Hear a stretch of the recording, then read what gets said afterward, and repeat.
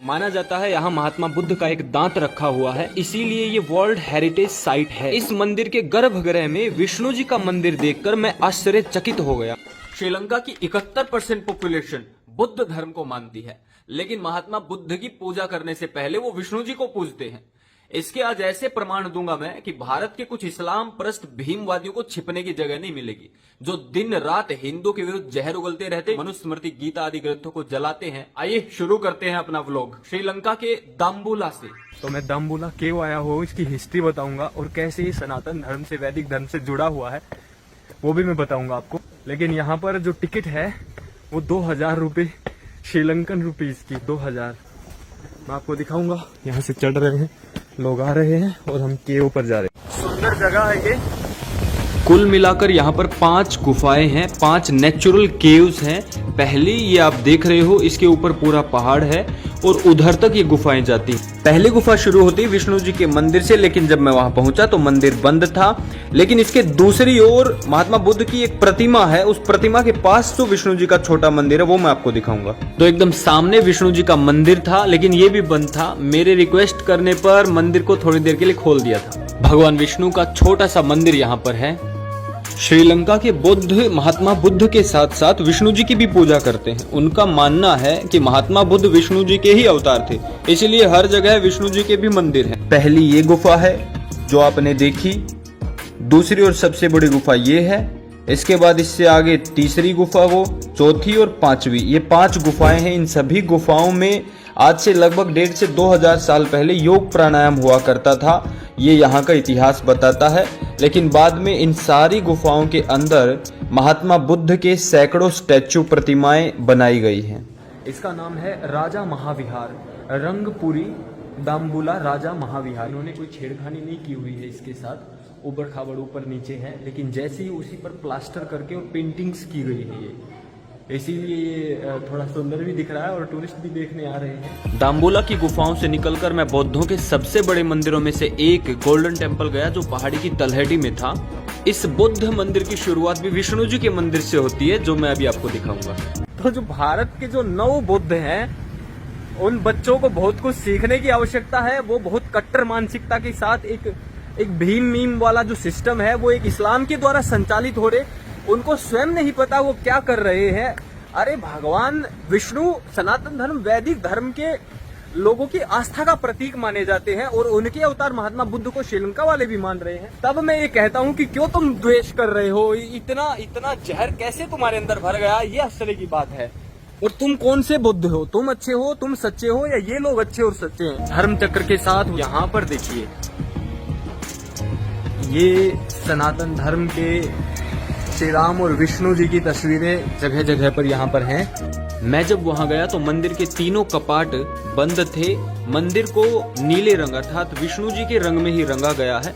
इसी रंग को भारत के बुद्ध और सिखों ने पवित्र माना है। तो एंट्री जब करते हैं बुद्ध के मंदिर में, तो सबसे पहले विष्णु जी के स्थान से एंट्री होती है, और ये बुद्धिस्टों ने बनाया, मैंने नहीं बनाया है ये। तो इससे वो थ्योरी, वो जो मैं कहता हूँ कि वैदिक धर्म सनातन धर्म से निकला हुआ है, बुद्ध मत, ये उसको प्रबल करता है। आइए महात्मा बुद्ध का दुनिया में सबसे ऊंचा स्टेचू देखते हैं। ये धर्म चक्र के साथ महात्मा बुद्ध का पूरी दुनिया में सबसे ऊंचा 30 मीटर हाइट का स्टेचू है। लेकिन इस पर मधुमक्खियों ने छत्ता बनाया हुआ, और जहाँ छत्ता वहाँ से ये स्टेचू खराब हो गया, गल गया है, सड़ गया है, मक्खियों का मल लटक रहा है। अगर साफ सफाई करने की हिम्मत नहीं थी तो इतना ऊंचा बनाए ही क्यों? एक लोकल ने कहा कि महात्मा बुद्ध के पास जीव जंतु अपने आप आ जाते हैं। मैंने उससे कहा कि भाई एक मुर्गी फार्म हाउस और खोल दो यहाँ पर। और मूर्ति के नीचे तो दिन में 2-2 बार पशु पक्षियों का मलमूत्र साफ करते हैं, लेकिन ऊपर लॉजिक ढूंढते हैं। इसको साफ कौन करेगा? धर्म के नाम पर बड़ी बड़ी बातें, मतपंथ संप्रदाय के नाम पर बड़ी बड़ी बातें लोग करते हैं। और ये बहुत पुराना नहीं है, ये 1995 में इसकी नींव रखी गई थी। दिख अच्छा रहा, लेकिन इतने सालों में ही इसको खराब कर दिया गया है, और इसको साफ सफाई के लिए कोई पूछ नहीं रहा है। ये हाल है सनातन धर्म के। जो महापुरुष हैं उनकी तस्वीर जहाँ कहीं इधर उधर बिखेर देते, फेंक देते हैं, सड़ जाती, गल जाती है, और इतने आलसी निठल्ले हो गए हैं, तभी ये इनके मतपंथ संप्रदाय नष्ट होते चले जाते हैं। और वो होना भी है। मनुष्य के बनाए हुए मतपंथ संप्रदाय कितने समय तक चल सकते? ये ऑफरिंग चढ़ाने आ रहे हैं इतने लोग, इतने मोंक।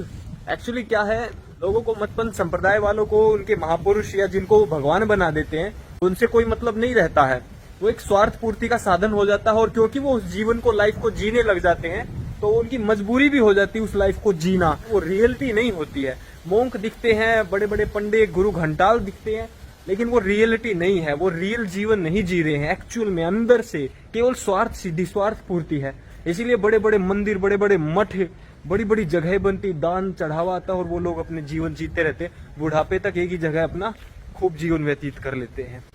तो ये केवल एक इनका एक माध्यम हो जाते हैं। महापुरुषों की तस्वीर और महापुरुषों का नाम, उनके थोड़े बहुत लिखी हुई बातें एक माध्यम हो जाती हैं, बहुत सारे लोगों की जीविका का ठगने का साधन बन जाता है। अब दाम्बोला से 80 किलोमीटर दूर श्रीलंका के कैंडी में चलते हैं। तो कैंडी श्रीलंका में ये है टेम्पल ऑफ टूथ। माना जाता है यहाँ महात्मा बुद्ध का एक दांत रखा हुआ है और इसीलिए ये वर्ल्ड हेरिटेज साइट है।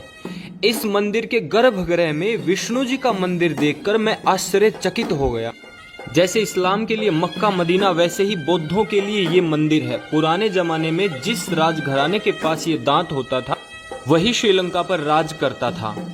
तो ये वो जगह है जहां महात्मा बुद्ध का दांत रखा हुआ है। लेकिन महात्मा बुद्ध पर चढ़ाए जाने वाले फूलों को जब कचरे के डब्बे में भरा जा रहा था, तब साइड में खड़े हुए अंग्रेज बुद्ध धर्म में कन्वर्ट होने की सोच रहे थे। फिर जल्दी ही श्रद्धालुओं की सारी मन्नतें कचरे के डब्बे में भरकर विसर्जित कर दी गई। इतनी ही देर में मंदिर के कपाट खोल दिए गए और अंदर हीरे, मोती, जवाहरात से लदा हुआ बुद्धों का धार्मिक चिन्ह दिखाई देता है। यही वो जगह है जहां महात्मा बुद्ध का दांत रखा हुआ है। लेकिन इस जगह को देखने के लिए आपको 1500 श्रीलंकन रुपीस खर्च करने पड़ेंगे। और ये है टेम्पल ऑफ टूथ में पल्लमेल विहार, विष्णु जी का एकमात्र भव्य और सुंदर मंदिर। इसके अंदर बुद्ध पुजारी ही रहते हैं, लेकिन फोटो और वीडियो बनाना मना है। इसके अंदर विष्णु जी की 5-6 बहुत सुंदर प्रतिमाएं हैं, सोने चांदी की और अष्ट धातुओं की। अगर कोई देखना चाहे तो उसे श्रीलंका यहाँ जाकर जरूर देखना चाहिए। ये एकदम जो गर्भगृह है, मुख्य मंदिर, वो सामने जो देख रहे हैं आप, उसके एकदम सामने ये विष्णु जी का मंदिर है। ये आश्चर्य की बात है। ये candy temple of tooth Buddhist temple है श्रीलंका में, कैंडी में। और यहाँ पर लोग ये जोत जला रहे हैं और सब अपनी अपनी मन्नतें मांग रहे हैं। भारत के जो बुद्ध हैं वो भगवान विष्णु, शिव और तरह तरह की चीज़ों का अपमान करते हैं। क्या ये पाखंड नहीं है? और भी बहुत प्रकार का पाखंड मैं बताऊंगा आपको फुर्सत से। भी भयंकर पाखंड है यहाँ पर। ये मंदिर, मस्जिद, चर्च, गुरुद्वारे, पीर पैगंबर मजारों पर ये धूप लगाई जाती है, जो ये बहुत ही घातक और कैंसर कारक है। ये हवन का बिगड़ा हुआ रूप है। अब इसको गलत परंपरा से आगे बढ़ाया जा रहा है। इसको तुरंत रोक दो भाई, सबकी हानि करवाती ये चीजें। बीमारियों की दुकान है यहाँ पर। ये सारी परंपराएं और प्रथाएं सब सनातन धर्म का, वैदिक धर्म का बिगड़ा हुआ स्वरूप है, ये याद रखना। इस ब्लॉग को तब तक शेयर करना है जब तक हर हिंदू के, हर दलित भाई बहन के फोन में ये ना पहुंच जाए। और राहुल आर्य यूट्यूब चैनल को सब्सक्राइब करके बेल आइकन जरूर प्रेस कर ले, ताकि सारी वीडियोस, ब्लॉग्स की नोटिफिकेशन आपको मिलती रहे। इस देश में बच्चों रही हुकूमत गैरों की, अभी तलक हम सबके मुंह पर धूल है उनके पैर।